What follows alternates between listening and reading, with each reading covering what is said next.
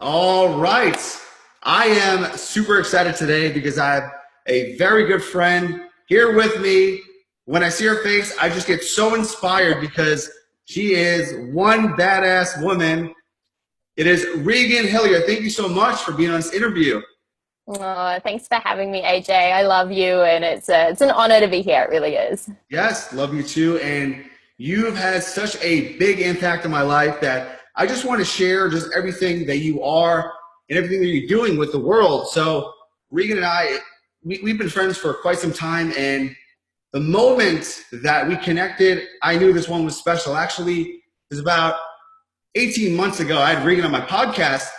And when I interviewed her, it was like magic. I was just so fascinated with her that I was like, you have to come to my seminar. She came to my seminar and spoke. And from that point on, my audience started magic. And from there, she just up-leveled.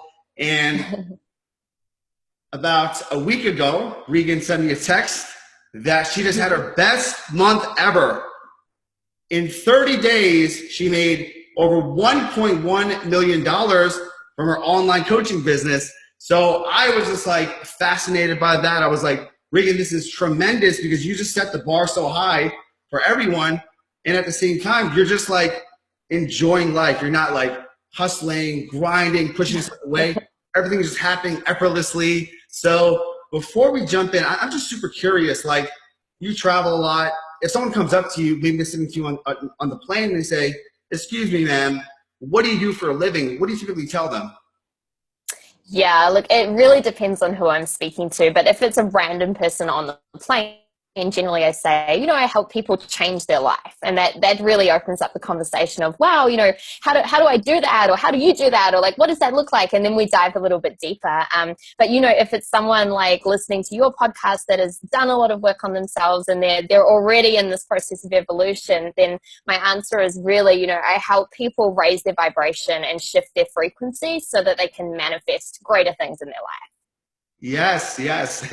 You've manifested so many great things. Like, I'm not going to go into all the things you do, but you're a best-selling author. You have your own podcast. You do your own retreats, seminars. The list goes on and on and on.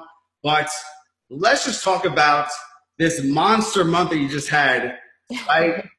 Can you just take everyone on the journey on how this big goal came? Because every entrepreneur, we have goals. First, 6 figures, 7 figures, 8 figures, and then you have just done this in such a fast, short span of time. So I would love to share, like, what led you up to this moment right now? Absolutely. Well, if I take you guys back, like way back, like 7, 8 years ago in business, I had an offline education company, and it was, I guess, doing pretty well from the outside looking in, and we were doing roughly $1 million a year.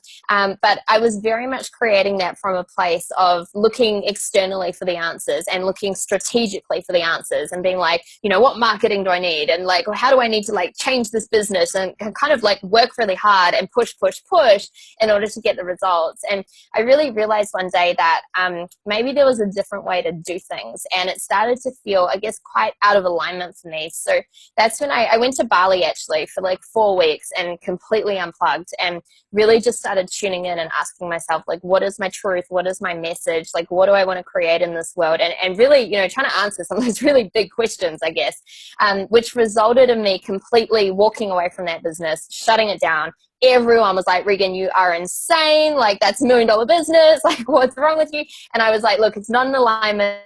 And it's not my truth. I know there's more. I know there's a better way to do things. And that's what threw me online, because one of the things that was out of alignment was not being able to do it from anywhere in the world. And I really wanted to travel and have this amazing lifestyle as well as help lots of people. So that's when I made some decisions and commitments, I guess. And I committed to really living into my truth and living into my message and sharing that every day. And I also committed to figuring out, how do I create all of this and expand from a place of ease and grace and flow, rather than push and like work hard and hustle and all that, right? And so there's been obviously a really evolutionary process through that, and lots of, mentors and coaches. I've spent over $500,000 on personal development, right? Like, hey, seminar junkie over here, right?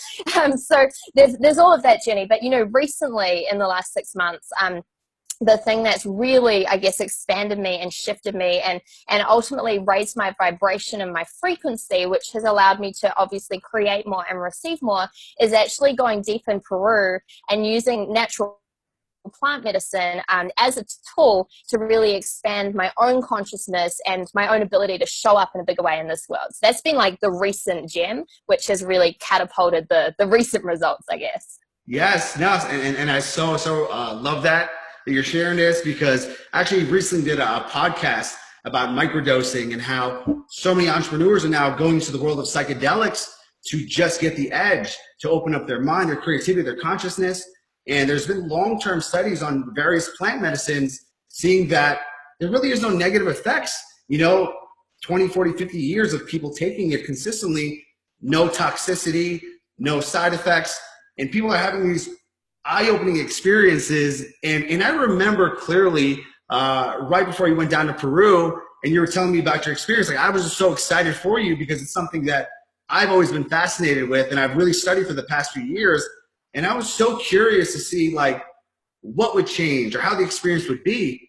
And I remember like when you got back and you told me like the shifts that you had and the experiences that you had, like I was just blown away. It inspired me to actually do it myself. So I would love for you to share just like that first initial experience, let's say pre-plant medicine to post-plant medicine. Totally. And I think it's important to note that, I first, I guess, heard about plant medicine probably just over 4 years ago. And I had a couple of friends that were starting to go to Peru and do this. And I was literally like, you guys are crazy. You're telling me that you're going to go to Peru, like drink a plant and then vomit and practically die. And then like, that's meant to be fun. I was like, oh, good luck, like whatever. So don't mind me. I'll be over here making some money, right? I couldn't see the link. And I definitely wasn't ready to be in that space for sure. But I noticed myself over the years getting more and more drawn to it. But I think it's also important to say that I had a whole lot of fear going into it, a massive amount of fear. So I'm not someone that has like ever used drugs in their life, right? Like I barely even take like, like a painkiller for a headache or something. Like I don't put anything in my body. I've never even smoked weed, right? And so for me, I was like, well, like, okay, I'm open now, but how is my body going to react? Because I'm not someone who's really used to putting substance in my body. The most you'll see me putting in my body is like a protein powder, right? Like super extreme. And so there was a lot of, yeah, I know, right? Maybe a fat burner if you're lucky. Right? So, I was like, I had a lot of fear going into it. And for me, my very first experience was actually in Costa Rica, and it was with this amazing group. And I went there to teach at a workshop for a few days. And this was like a 30-day immersion that people were in. And I came in halfway through, but it was an amazing tribe of, I think 25 people or so. And I felt super, super, super safe. Like I got to know them over a few days, and a lot of people had amazing experiences before, and it was totally optional. I didn't have to do it. So that's when I thought, you know what, I'm just going to surrender to this, and I'm going to go and like do this like one ceremony in this one night. And I remember speaking to you like pretty much straight after it, AJ, and I was like, oh my gosh, like just crazy. The only way I can describe it, and this is really how I guess describe all my journeys and all my ceremonies since then, is very much like 20 years of personal development, hardcore doing the work, the ups and downs, the lessons, the learnings, the breakthroughs, the challenges, the fear, all of that, right? All of that for like 20 years in one night. Wow. Right? This is the only way I can describe it. And it's crazy. I mean, you have to learn to surrender, and the medicine will literally take you through, and it will detox you on a physical level, on an emotional level, and then on a spiritual or energetic level. And the medicine knows what you need. So for some people, it's a really hardcore physical experience. For others, their body doesn't need that, but it's super crazy emotionally. Like it's just different for everybody. But for me, it was very much a process of learning to surrender and learning to let go of control. And that's one of the biggest things that it's taught me, is that, okay, where am I actually trying to control the process in my life and my business? Where can I surrender and instead co-create with the universe, so that everything that needs to come through me is coming through me because I'm available, instead of basically getting in my own way. Does that make sense? That is powerful. Yeah, I totally get it. And I myself, and I know a lot of listeners, they've never been under the influence of a psychedelic to that level. And Right. I guess I'm curious, I'm sure a lot of people are curious, going through that experience, has it changed the way that you look at the experience of life? Mm. Or Yeah, no, did it give yeah. you like new insights, or more so solidified what you already knew? I think it's a mixture of both. It's a mixture of both. You know, I'd done a lot of work before this, so it's not like I was going in and this was my first kind of Oh, thing. You know, yes. I'm grounding into, yeah, like 10 years of personal development. So there was a lot around, you know, what I believe about manifestation and, you know, energies in the world and creation. A lot of that, the way I can describe it was verified, but also grounded into my body. Okay, so it was more like it went from a mindset or mental knowing to an actual embodiment of those truths. So that was around, yeah, the things that I guess knew or thought that I knew, which I really became in that moment. But then also I was opened up to a whole lot more, which I then started, you know, seeing and receiving and understanding and like looking at these different, I guess, layers of evolution and life. And, you know, one of the big things for me recently in Peru was actually in one of the ceremonies using not ayahuasca, but a cactus called San Pedro, which is a very grounding medicine. It's a grandfather energy. So the aya kind of takes you up and it's explosive and feminine and like out of control, crazy, right? And then the San Pedro really grounds you down. So for me, it's like the ayahuasca opened me up around, you know, here's where you need to be vibrating in a frequency if you want to manifest more and call in more in your life. And then the other medicine helped me actually embody it. And I could actually feel like my DNA recalibrating and I guess rewiring and reshifting Wow. as I actually anchored that feeling into my body instead of having it just as something that I see in ceremony. That is so powerful. And Yeah. in a sense, it was like all of your life you had these premonitions and intuitions as to how the universe works. And going through this experience, it really just solidified it, because what is fascinating is, you know, I'm a research junkie, so I've studied this stuff for many, many years and reading different people's experiences and reports. And it's so fascinating because most people have a very similar experience. And that is interesting because there's so many different philosophies and ways of life, and people look at the universe, God, in so many different ways, but it's so interesting there's a common theme that everyone has.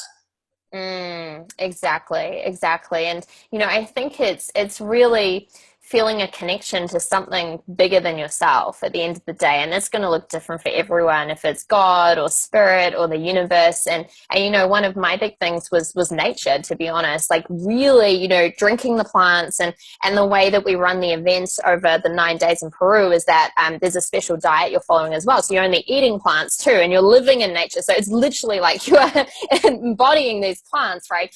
And for me, it was like feeling this deep connection with nature at a deeper level than ever before, like literally really realizing, wow, the earth is alive. And if we tune in, we can actually feel her and we can feel the vibration, and just becoming so attuned to that, which really woke me up, because in so many ways, in many of the ceremonies, I really also felt the pain of the earth, and I felt the destruction that's going on in the world, and and seeing flashes of things that are happening around the world where I knew about them before. They weren't like, oh, this is happening. It was like, oh no, I'm very aware of this, but wow, I've really turned a blind eye to this stuff, and I've gone, oh, that's too big of a problem for little me to sort out, right? And instead it was really feeling one with nature and being in harmony with nature and going, you know what, no, like I have a responsibility to actually contribute in some way around this and to create change around this and spread awareness around this, and really starting to see the ways that I can do that by, like, this podcast, by opening my mouth and speaking about it, or, you know, raising funds to contribute to things, or making decisions like for investments, for example. I won't contribute to anything that's not helping the world in a sustainable way now. I'm not interested in it if it just makes money, right? So really linking into that. So I think one of the biggest things again is just having that connection to something so much greater than you, when all of a sudden your life just really goes far beyond just being about little you, and you connect into something so much bigger. And I don't know, that's when really powerful stuff starts to happen. I love that. I love that. And from the moment you came back from Peru, from that really big experience, it's like you've just like been emanating so much love out into the world just with your charitable events and just creating big changes. And right now, you even feel with plant medicine as a whole, you want to bring awareness to it. So if someone is listening and perhaps they've heard about plant medicine and they're thinking about doing it, why is it important for one to experience this journey? Oh, look, I think it's really important. Firstly, I believe you need to be ready. I don't think it's for everybody in every moment. I think you really have to be willing to burn everything and do the work. I mean, it is a crazy experience. I'm not going to lie. You're literally purging, like, with your body, like, purging everything, which is interesting because it can start out that way. But, and recently in Peru, when we were on to ceremony 3, 4, 5, I wasn't purging anymore, which is interesting because it was full surrender and it's like I'd released what I'd need to. So look, I think it's important to, if you feel the call, really tune in and listen. Is that call there? For me, for 4 years, I knew about it, but I wasn't pulled to it. And then I started being pulled to it. And then it was like, okay, no, I'm going to overcome this fear and actually do this. Right. And obviously super grateful for that experience. But I think if you're someone that wants to evolve, I truly believe it's one of the fastest ways. If someone comes to me now and says, hey, like, I've done personal development. I'm in the work constantly. I'm looking to grow my business. I'm looking to expand my capacity to receive. I want to increase my income. Like, my answer to all of that, to be honest, is like, well, if you really want the fastest way, go and immerse yourself in medicine. Like, you will see everything. You will raise your vibration. You'll shift your frequency.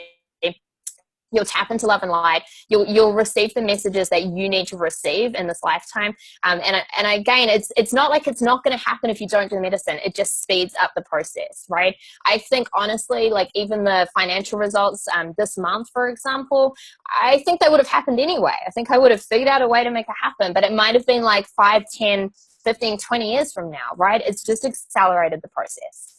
So that is super appealing. And talking about accelerating the process, on the line we have business owners and entrepreneurs, and they hear of this big jump that you have, going to having your first $1 million month, and obviously it's going to accelerate even more after that. What do you think led to this acceleration? Super curious, like, in this short amount of time of doing plant medicine, what has led up to this really happening, the speeding up the process? Yeah, totally. Well, look, I think a lot of it was actually in ceremony, and it's a crazy thing to explain, but literally before you take the medicine, you can put intention to it. And I suggest you do put intention to it. One of the last ceremonies, like, my intention was literally show me whatever you need to, and you can go down that route, but you just don't know what's coming if you do that, right? Versus, I had an intention in one of the ceremonies. I was like, okay, show me what I need to see around purpose and around abundance, and specifically around this business. That's what I asked for, right? And so sure enough, I start seeing everything, and I start receiving the messages, and I start really seeing and receiving where it is that I need to evolve to. And it was interesting, like, for example, taking on new private clients, and it was crazy because I received this message and this download, and I immediately had resistance to it. I was like, oh, I can't charge that much. Like, that's too much. That's too soon. Like, all of this stuff came up. And then sure enough, if you don't surrender to the medicine, you kind of get messed over a little bit. So my whole body was like, boom, I got smashed on the ground, and it was like, do you want to listen or not? Wow. It was like, okay, I surrender, I'm listening, right? So it was this crazy process around really, I guess, surrendering and becoming open to receive it. But then, of course, it's the embodiment after the medicine as well. And this is an important thing to talk about, because I know a lot of people that go into ceremony that go, wow, like, oh my God, my brain like exploded and I saw everything and it was crazy and now I've got all the answers. And then like 6 months later, I'm like, well, what have you done with your life? Like, how is it different? And they're like, oh yeah, like, I guess it was just a good trip, right?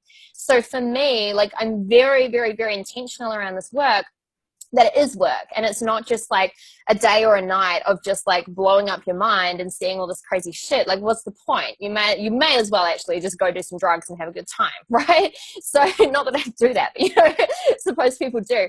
So for me, it's about very much opening up so you can see what you need to receive, but then also embodying it and learning to integrate it and acting from the space. So, in Peru, we did a lot of work around, using breath work and yoga to actually cellularly get it in your body. Wow. We worked with we worked with things like family constellation and removing family blocks that would stop these things actually coming forward and manifesting. And then of course the journaling and the meditating and doing the work and embodying it. So, you know, yes, okay, I can say, yeah, this came from ceremony, but it also came from like the daily discipline of really being in the work from that.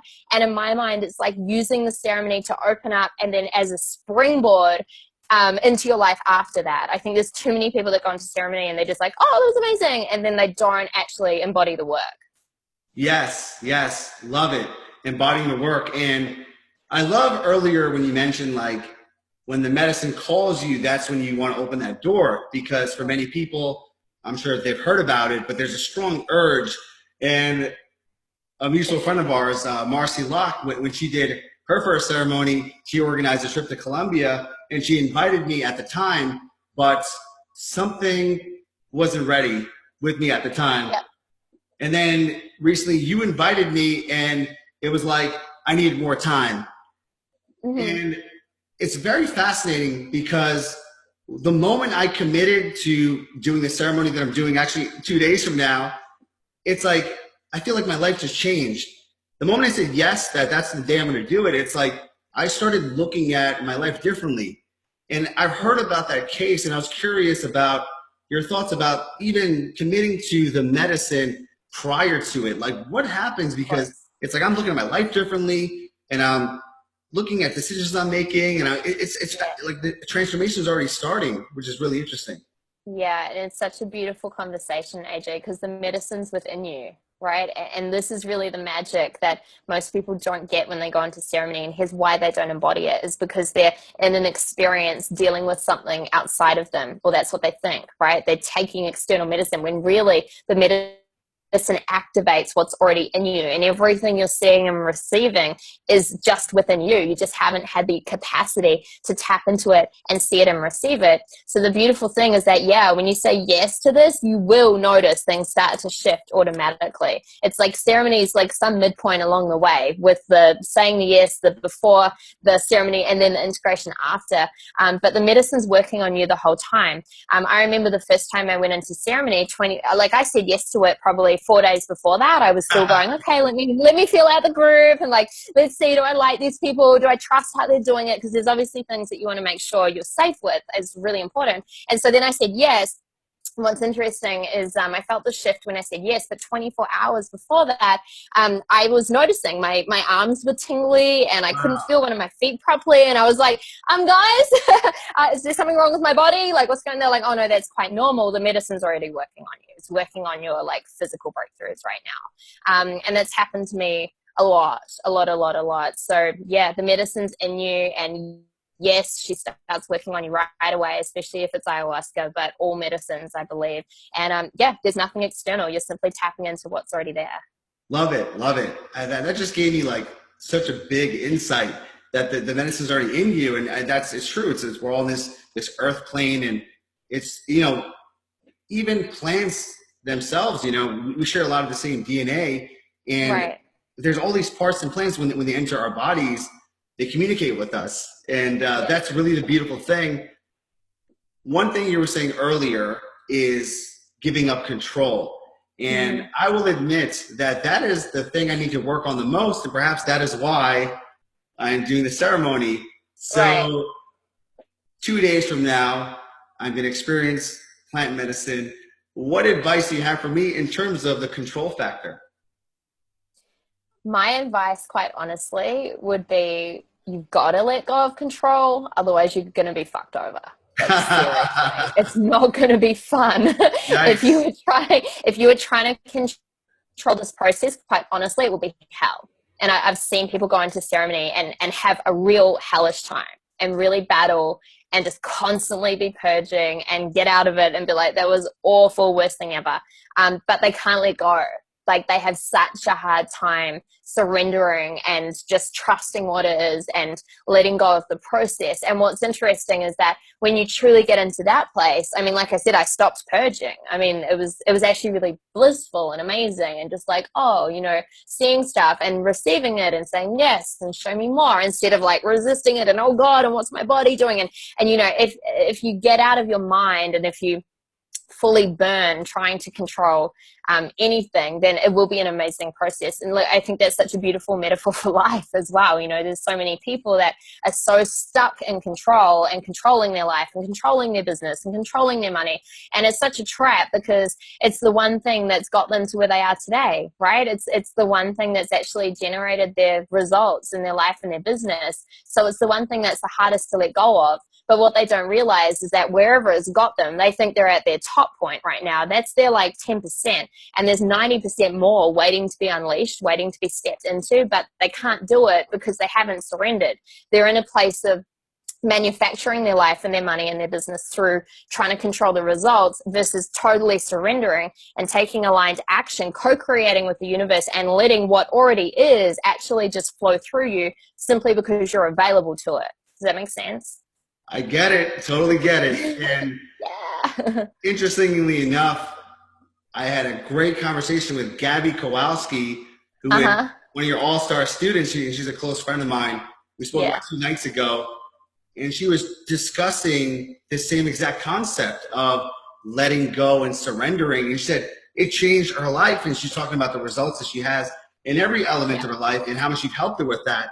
And it's like, really giving up control, that really makes all the difference, and really being in the moment and allow life to just give you what you need through your intuition. So I would love for you to elaborate on that concept. Yeah, no, it's massive, and I love Gabby, and I've just seen her rise, to be honest. Like exploding. Right. She just loves you, and she says you've changed her life, and she's worked with so many different coaches, but no one has impacted the same way you. She's amazing, and to her credit, she really does show up and do the work. And yeah, I ran a full like hour-and-a-half training in a mastermind group that she's in recently, and it was all about like burning control that's keeping you stagnant. And you know, I think one of the biggest things to realize is that the whole world is encouraging you to control the process. So without getting super deep into like the government and all this kind of stuff, but if we look at the government and society, they're really putting you, I think, you know, in a state of hypnosis where you're actually taught that control is the answer. So we go to school and we're taught that we have to control like our grades and our results, and we have to control how long we're there, and we have to behave a certain way and dress a certain way and all this kind of stuff, right? Which, if you look at it, is like control. There's no teachings about like, oh, you know, just surrender, just like let the bliss flow through you, just like operate from ease and flow. Like there's none of that whatsoever. But ultimately, if we look at the state of hypnosis society's put under, it's because they don't want people to think for themselves. They don't want them to evolve. They don't want them to go out and bring more light into this world, and truly, you know, stand and elevate the I guess the process of evolution. They want the opposite. So many people, again, I think hypnosis is such a good work. It's like they're just in this state where they can't even see outside of it. But once you wake up to that, and once you start realizing, wow, okay, I need to actually burn this a little bit, and I need to actually trust, and I need to take a deep breath and actually think, you know, what would my reality look like if I burn control, and if I fully stepped into surrendering and co-creation instead of manufacturing, what would that actually look like? And it's crazy because it's one of the scariest things to do in your life. It's one of the most vulnerable things to do, but it's also one of the most rewarding. You know, even if I look at this last month and this $1 million month, I haven't done more. I haven't worked harder. I definitely haven't been stressed out. I've been hanging out in between. Where was I? Like, I think Barcelona, and then a few days in San Diego going deep in a course, and now I'm in Thailand. Like, I'm really not stressed if you want to check me out, right? Yeah, I mean, essentially, let's say years ago, you've literally 10 times your income, and are you working 10 times harder? No. And you know what's crazy? I was working it out. I'm actually doing less, right? And it's this amazing paradigm of stepping into this place where you can actually do less and receive more. But you can't do that if you're trying to control everything. If you're so, I guess, committed to controlling the process and manufacturing everything. Also, obviously, if you have an underlying belief system of like, in order to increase your results, you need to work harder, you need to do more. Like, again, this is kind of just what we're taught in our lives, right? Just the minute you start flipping that and start going, oh, well, what if that wasn't true? Like, what if I chose to burn that? What if I chose to step into the opposite of that? What would that actually look like? You know, that's when the magic really starts to flow. And this is where medicine can help, because this is hard stuff potentially to kind of just get your mind around. And I think that people, try and attack this stuff on a mind level. But once you truly drop into not the mind stuff, well, firstly the mind stuff, but then secondly the energetic stuff, and then thirdly grounding it physically, I think, you know, the combination of those three elements with the medicine, like that's where the magic happens, you know. Wow. Can you elaborate on those 3 steps again? Because that was really powerful you just shared. Yeah, totally. So most people, and this was me, by the way, like this is where I've kind of clipped over the last 6 months, is like, let's say 2 years ago, I was totally like mind. I was like, all the answers are in your mindset, like blah, blah, blah, right? And then I kind of figured out, probably about a year ago, how to play more of an energetic game. And it's like, okay, well, of course, you know, our belief systems are important. What we think is important. Our mindsets are important, but wow, like hang on, it's actually really important what's going on energetically with us. What about our energetic body? What energies are we calling in? Who are we surrounding ourselves with? Where is our frequency? And I figured out, wow, okay, I can't manifest something unless I'm vibrating at the same frequency as that thing. So how do I raise my vibration? And how do I eliminate things that are blocking my vibration being raised? So that's the energetic game. But something for me, especially in the last 6 months, has been, well, how do I like physically actually embody all this? So it's not just thinking about it and feeling it energetically, but actually, again, embodying it. And for me, a lot of my work over the last 6 months has been looking at, wow, okay, everything's stored in my body, and my body actually has all the answers. And what about stuck, you know, patterns that are literally stuck in my organs, which I'm storing from emotional data, which are stuck in there? You know, we do things in Peru, like we did a tobacco cleanse, for example, where you have a little shot of tobacco and then you drink 7 liters of water. Now, that's a freaking lot of water. I'm not a very big person. I was like 3 liters in. I was like, I'm done. They're like, keep going. Wow. Right? And so you're literally like purging this just basically water straight back up. Now, obviously, your stomach's pretty clear after the first liter. And so it's pretty interesting what continues to come out of your body. And without getting too gross on you guys, I was like 5 liters in and this crazy like black thing came out. And I was like, what the hell is that? Right? Wow. And the shaman looked at it and she's like, oh, honey, that's emotional. She's like, that's just emotional data. She goes, it looks like it's from your intestines. Right? Wow. And so for me, it's been very much like, how do you clear your physical body?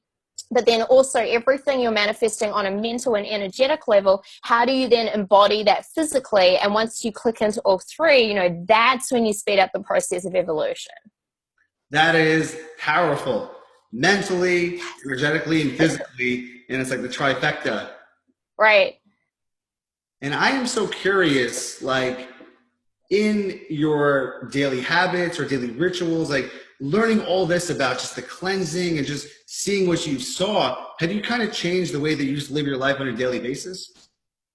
Yeah, definitely. You know, the work that I do and in terms of my internal work that I do on a daily basis is super different from a year ago. So if we were to have this conversation a year ago, I was literally like journaling, right? Now I still love journaling and it's still a tool that I use.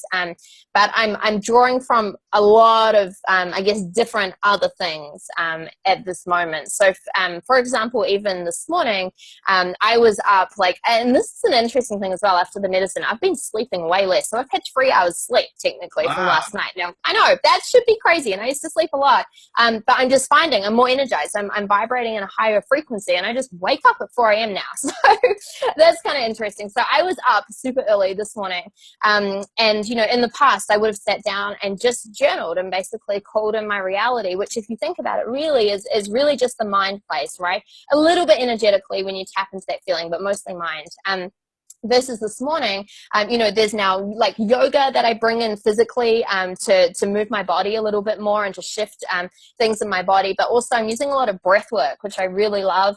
Again, specifically getting into my organs and clearing out, you know, stuck fears and emotional patterns, which are sitting physically in my organs, which is seriously cool. But then also combining that with meditation. And even one of the things that I've been doing recently in meditation, I was sharing this with one of my client groups, some of my mindset groups, mastermind groups the other day, was simply just asking for support on a daily basis. Now, this is something that so many people don't do, but when you're in a place of meditation or just being still or gratitudes or whatever you're doing every morning or during the day, just simply ask for support with the things that you're calling in, and you'll be surprised as to what shows up in your life. You know, you can ask, again, God or universe or source or nature or whatever it is for you that you're connecting to that's greater to you, but there's something something big that I've been doing, and it's just been amazing. The people, the ideas, the downloads, the little things that have just been showing up, and it's like, wow, that's such a beautiful synchronicity. And it's like, well, hang on, no, I asked for that. I actually asked specifically for support in this area, so of course it's showing up, because ultimately get what you ask for in this life, right? So combining things like that, and I'm reading a lot as well. So I will then drop in and I'll read for like 15, 20 minutes and then incorporate some journaling. Now there's no like perfect set structure to that.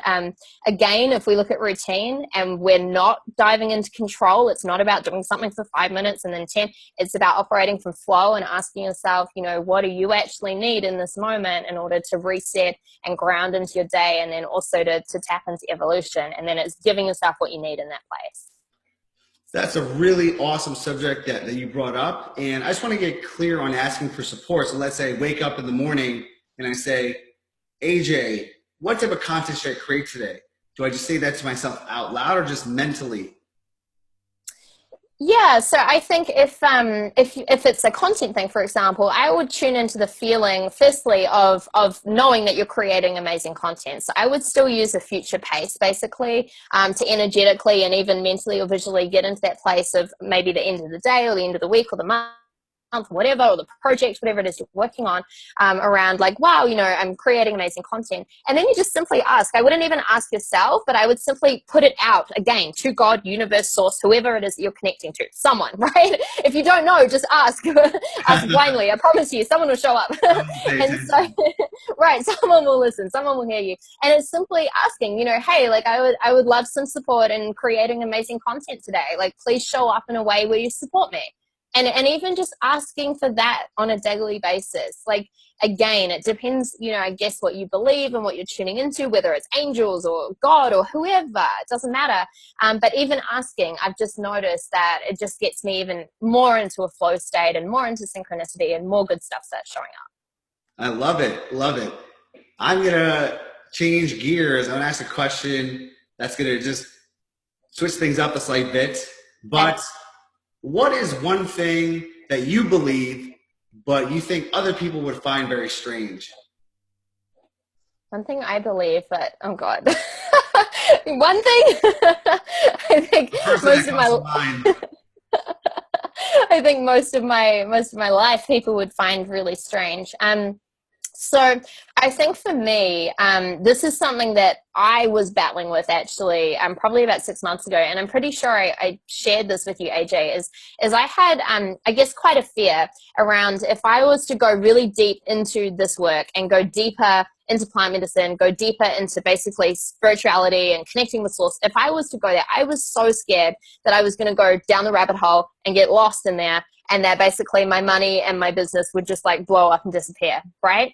Because there is this society thing going on around basically like you can be spiritual or you can have abundance, but you can't really have both, right? And it was a big thing for me. And I had to do a lot of work around burning that and realizing that, hang on, well, abundance is I can't even say it, spirituality, and vice versa, right? And so I think for me, one of the big, beautiful things is knowing that I believe that the more that you tap into source, the more that you tap into creation, the more that you do the work on a spiritual plane, the more that is actually going to, if you stay grounded, elevate your abundance, elevate your business, elevate your clients, elevate all the good stuff flowing into your life.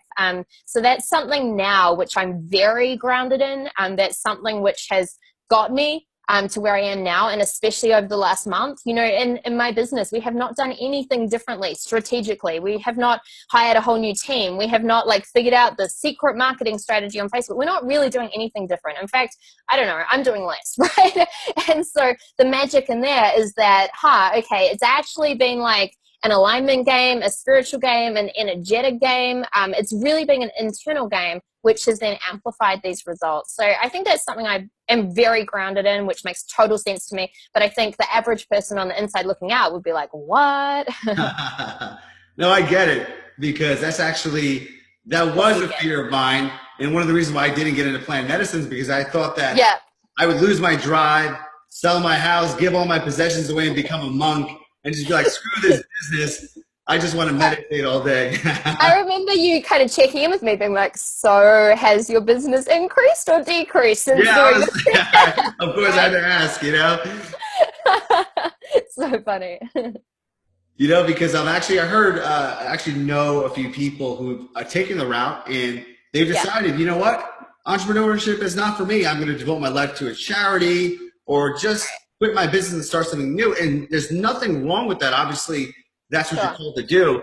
But at the end of the day, you said something so powerful because spirituality and abundance go hand in hand. It's a beautiful thing to be able to live a rich life, give back, and just be very enlightened. Exactly. And look, I think so much of that comes down to the integration. I can really feel into the space of someone going into ceremony, seeing probably too much, getting totally overwhelmed and going, oh my God, I'm just going to release everything and go just serve the world because that's what the world needs. So I can really feel how that's possible for someone. But that's probably because they're not integrating it and they're not actually integrating it. I set a very clear intention, and I do every time before I go into ceremony. My intention is always that the ceremony is not to take me away from here. It's to have me be more present in my life. The ceremony, my intention is that I'm going to be more present on this planet, more present in my purpose, more present in abundance, not taken away somewhere else, away from it.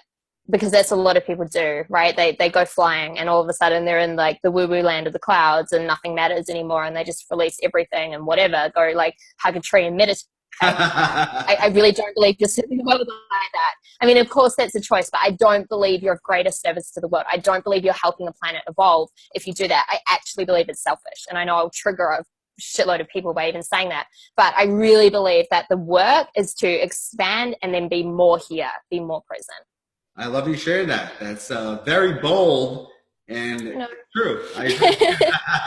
Never even talk about that stuff, sir. For a change. I appreciate your courage.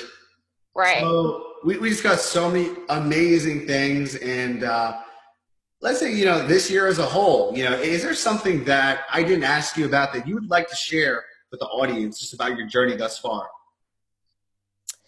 Look, I think we've had a pretty amazing conversation, and we've gone really, really deep into it. I think the only other thing I'd love to share is that it's been super blissful. None of it's been from a place of being stressed out or worried or figuring it out or whatever. For me, it's been tapping further into bliss and further into play and further into love than I've ever known possible before. So I'm really grateful for that and grateful for that element of the journey, but also excited about that because I know it gives other people permission to do the same, and it gives them permission to expand and be more and do more in this world and be more here, but from a really beautiful, loving, blissful place rather than a stressed out push, hustle, whatever opposite of bliss is. I don't even know the words anymore, right? Whatever that place is. So yeah, I'm just really grateful and excited to give others permission. I appreciate you sharing that. And I noticed such a difference in you. I want to acknowledge your certainty, your peace of mind, your energy.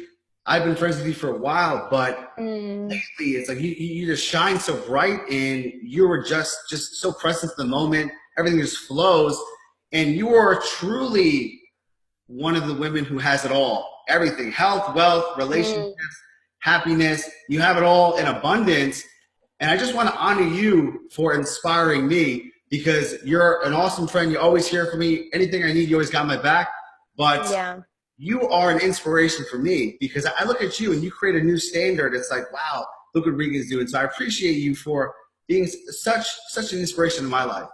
Thank you so much. And I just want to see you and honor you as well, because you do inspire me so much as well.